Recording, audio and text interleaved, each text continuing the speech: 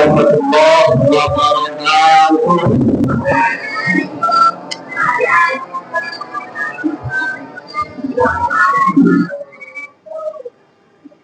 Alhamdulillah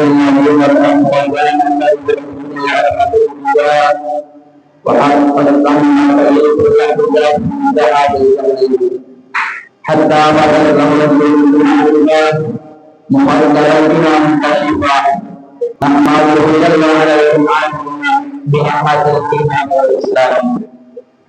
asyhadu an la ilaha illallah wa asyhadu anna Muhammadar Rasulullah. Allahumma shalli wa sallim wa barik ala sayyidina Muhammad wa ala ali sayyidina Muhammad. Qala Allah ta'ala fil Qur'anil Karim, na'udzu billahi minasy syaithanir rajim. Bismillahirrahmanirrahim. Ya ayyuhalladzina amanu taqullaha haqqa tuqatih wa la tamutunna illa wa antum muslimun. Sallallahu alaihi wasallam. Kembali kita memanjatkan puja, mengucapkan syukur atas nikmat yang telah Allah berikan kepada kita berupa nikmat as-sihat wal faragh, nikmat kesehatan dan kesempatan. Coba kita lihat di rumah kita, begitu banyak saudara-saudari kita bersemangat merintis menahan akan kesakitan. Disebabkan apa? Disebabkan Allah tidak memberikan kepada mereka nikmat Tuhan.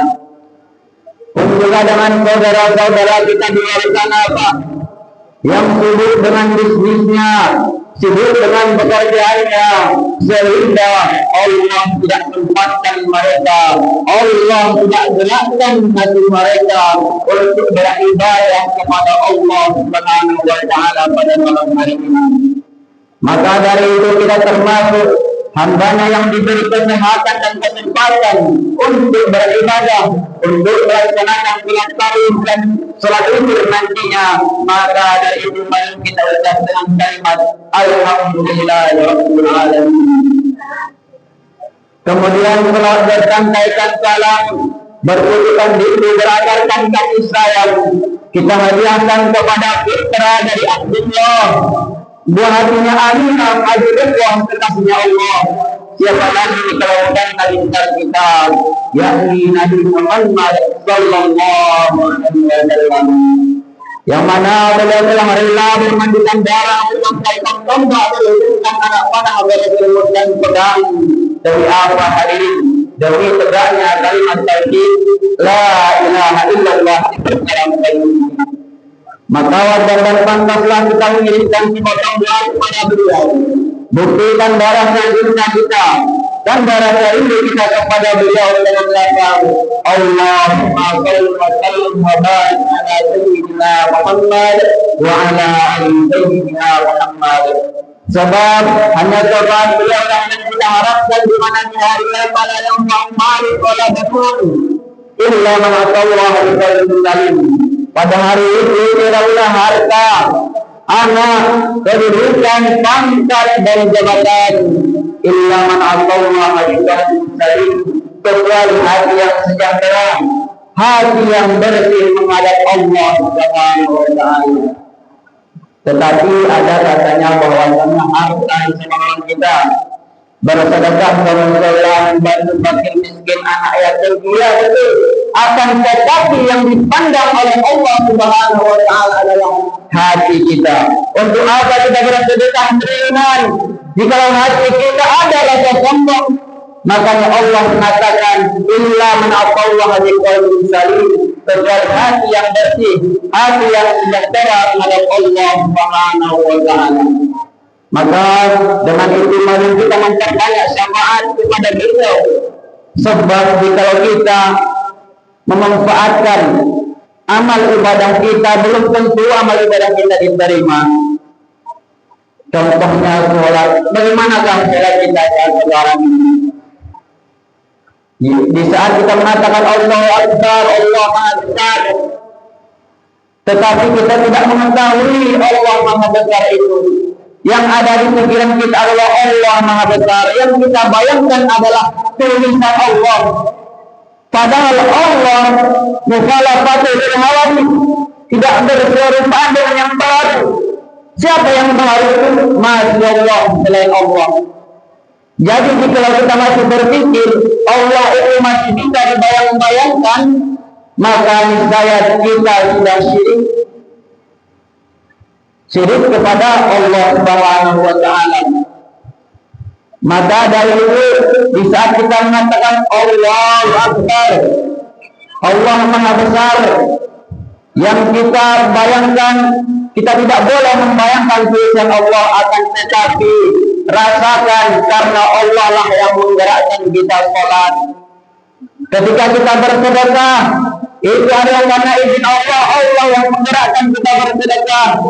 Ketika kita berpuasa, Allah yang menggerakkan kita berpuasa. Bukan kita ini adalah tidak ada satupun kekuatan yang ada pada diri kita. Kita ini Bapak Ibu ibaratkan wayang yang dimainkan oleh dalangnya, ibaratkan catur yang dimainkan oleh pemainnya. Jikalau wayang tidak bergerak, tidak digerakkan oleh dalangnya, maka wayang tersebut tidak bergerak. Siapakah wayang itu? Kita, wahai bapak-bapak, ibu-ibu. Tanpa Allah gerakkan kita dari rumah masing-masing menuju musola kita ini, kita tidak akan bisa sendiri. Oh, mentang-mentang kita mempunyai kekuatan. Kekuatan itu kan ciptaan Allah. Terus yang memberikan kekuatan itu kan Allah. Yang menggerakkan kekuatan itu juga Allah. Makanya kita dianjurkan oleh Allah Subhanahu wa Ta'ala selalu mengingat Allah di mana pun berada. Di saat kita berjalan selalu ingat Allah, Allah lah yang menggerakkan. Di saat kita berinfak, Allah yang menggerakkan. Semua perbuatan kita hanyalah Allah yang menggerakkan. Maka dari itu kita patutlah menyembah kepada Allah Subhanahu wa Ta'ala. Hadirin sedang jemaah tarawih rahimahumullah. Kemudian Bapak Ibu, kata-kata penghormatan yang sama-sama kami hormati Bapak Pengatua Mushola Darussalam Asyam beserta jajaran. Kemudian minyak mama alim ulama tibipan dan umumnya tokoh-tokoh masyarakat kaum muslimin muslimat rahimahumullah. Kami di sini akan menyampaikan tausiah ataupun ceramah yang berjudul pegang teguh sunnah jauhi perselisihan. Inilah yang akan kita bahas pada malam hari ini. Sebagaimana kita ketahui bahwasanya sunnah itu harus kita pegang di dalam kehidupan. Sebab percayalah wahai hadirin, dengan memegang sunnah Nabi Muhammad sallallahu alaihi wasallam, kita akan mendapatkan kebahagiaan di dunia maupun di akhirat. Sebab Allah Subhanahu wa Ta'ala berfirman di dalam Al-Qur'an, wa'tasimu bihablillahi jami'an wa la tafarraqu. Apa kata Allah? Wa'tasimu bihablillahi jami'an wa la tafarraqu, di dalam surah Al-Imran ayat 103. Dan berpegang teguhlah kamu kepada tali Allah. Apakah tali Allah itu? Yaitu agama yang dibawa oleh para nabi dan rasul.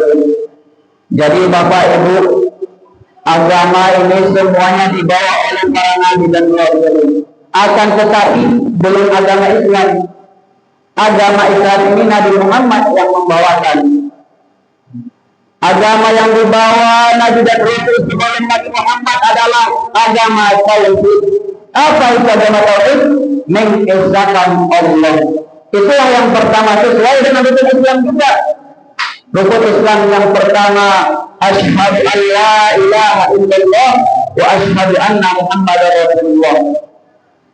Jadi itu kuncinya, mengakui bahwasanya Allah adalah Tuhan dan Nabi Muhammad adalah utusan dan beribadah. Kenapa demikian? Karena percuma kita beribadah kalau kita tidak kenal siapa yang kita sembah. Makanya Nabi dan Rasul sebelum Nabi Muhammad itu mengajarkan ilmu tauhid atau agama mengisahkan Allah Subhanahu wa taala sesuai dengan Islam yang pertama, mengucapkan dua kalimat syahadat, kemudian membaca sholat, puasa, zakat, kemudian naik haji. Itulah yang diajarkan oleh para nabi dan rasul, mengisahkan kenal Allah Subhanahu wa taala yang mengatur segala alam ini. Saya ingin bertanya dulu, apakah kita sudah kenal dengan Allah? Sudah. Siapakah Allah itu? Siapakah Tuhan itu? Allah. Siapakah Allah itu? Tuhan. Siapakah Tuhan itu? Allah. Siapakah Allah itu? Allah itu adalah yang menciptakan segalanya. Yang membumi langit, daratan, lautan, malaikat, manusia, hewan, tumbuhan, segala selain Allah itu adalah yang diciptakan oleh Allah Subhanahu wa taala. Nah, itulah kita bersaksi asyhadu an la ilaha illallah wa asyhadu anna muhammadar rasulullah. Apa yang kita saksikan? Ciptaannya. Gunung, manusia, termasuk diri kita. Jangan jauh-jauh mencari Allah. Perhatikan diri kita sendiri. Kenapa saya masih bisa bernafas? Kenapa saya masih bisa bergerak? Makanya ulama mengatakan Allah itu dekat tidak ada sentuhan, jauh tidak berantara. Begitu dekatnya Allah dengan kita. Maka dari itu marilah kita selalu berzikir ataupun mengingat Allah Subhanahu wa taala. Dengan cara apa? Yang seperti kita laksanakan dengan seperti sholat, itu mengingat Allah Subhanahu wa taala. Tetapi bagaimana dengan sholat kita yang tidak khusyuk, yang mendapatkan kekhusyukan itu sangatlah sulit sekali. Akan tetapi jika kita terus belajar mengenal Allah Subhanahu wa taala, insya Allah sholat kita akan khusyuk. Ketika kita takbir Allahu Akbar, di saat kita takbir, Pak, jika kita ingin khusyuk, itu Allahu Akbar. Di tengah-tengah telapak kita itu ditaruh di atas pusat, kemudian ditekan. Insya Allah pikiran kita tidak akan melayang-layang. Coba amalkan nanti, Pak. Allahu Akbar. Ditekan, jangan seperti ini. Ditekan. Ini di tengah telapak tangan ditaruh di atas pusat, kemudian agak ditekan. Jikalau kita tidak menekannya, maka pikiran kita akan selalu merawan, membayangkan segala macam. Akan tetapi jikalau kita menekannya, itu kekhusyukan kita akan bertambah meningkat. Pikiran kita itu tidak akan melayang-layang. Coba nanti kita amalkan. Hadirin sedang jamaah tarawih rahimahumullah. Kenapa kita perlu mengimani Allah Subhanahu wa taala? Karena tanpa iman ibadah kita akan terasa hampa. Nah, kemudian iman ini pun dibagi menjadi tiga. Yang pertama ilmu yakin. Yang kedua ainul yakin, dan yang ketiga akul yakin. Nah, kalau kita percaya kepada Allah Subhanahu wa taala, sampai level manakah iman kita? Yang pertama ilmu yakin. Kita ibaratkan tetangga kita menonton sirkus tegor. Kemudian di saat tetangga kita pulang, lalu dia bercerita kepada kita, wahai suami, saya tadi nonton sirkus itu pertunjukannya keren. Ada seorang pemuda yang diletakkan di atas kepalanya apel, kemudian yang ahli sirkus ini memanahnya, kemudian kenalah apel tersebut belah dua. Kita percaya, Pak, percaya, yakin, akan tetapi hanya dapat ilmunya saja. Menyaksikan sirkus tersebut, di saat kita sampai di kemudian kita menyaksikan, oh ternyata betul seorang pemanah sangat ahli dalam memanah sehingga kena apel yang berada di atas kepala pemanah tersebut. Akan tetapi level yang ketiga adalah hakul yakin. Bagaimana yang dinamakan dengan hakul yakin? Berani tidak kita menggantikan pemuda tersebut, letakkan atau di atas kepala kemudian dipandang. Berani tidak? Itulah yang dinamakan dengan hakul yakin. Betul-betul kalau kita ibaratkan ke kehidupan, betul-betul Allah yang menggerakkan semuanya. Walaupun kita kena musibah, selalu bersyukur kepada Allah. Itu adalah kehendak Allah, bukan kehendak kita. Yang paling tinggi adalah melapangkan dada atas kehendak Allah dan bukan kehendak kita. Jika kita sudah bisa melapangkan dada, menerima semua yang diberikan Allah kepada kita, baik itu buruk, tidak kita sukai, maka Allah akan menggantinya lebih dari itu. Allah akan menarik kita, Allah akan memperkenalkan dirinya dengan kita. Maka banyak sekali pada zaman sekarang ini menyambung dengan jauhi perselisihan. Jikalau masalah syariat, masalah ibadah, itu termasuk banyak sekali cabang-cabangnya atau aliran-alirannya. Ya silahkan, asalkan mereka tetap asyhadu alla ilaha illallah, tetap mengakui Allah itu sebagai Tuhan. Jikalau kita ingin menyatukan semua pendapat, rubahlah dulu lautan menjadi daratan. Tidak akan bisa. Nabi mengatakan umat itu terpecah belah menjadi 73 golongan dan 72 dicampakkan ke neraka, hanya satu golongan yang berada bersamaku, kata Nabi Muhammad. Siapakah dia? Dia adalah ahli sunnah wal jamaah yang selalu mengamalkan sunnah Nabi Muhammad SAW. Jadi intinya kita tarik kesimpulan bahwasanya segala perbedaan di antara kita, janganlah kita saling berselisih paham. Itu pada hakikatnya, jika kita pandang secara hakikat, itu adalah hanya Allah lah yang menggerakkan semuanya. Jika Allah ingin membuat beberapa macam aliran, silakan, asalkan kita jangan pernah menyinggung ataupun mencap satu golongan itu adalah sesat, karena kita tidak tahu aliran mana yang Allah ridhoi kelak di hari akhirat.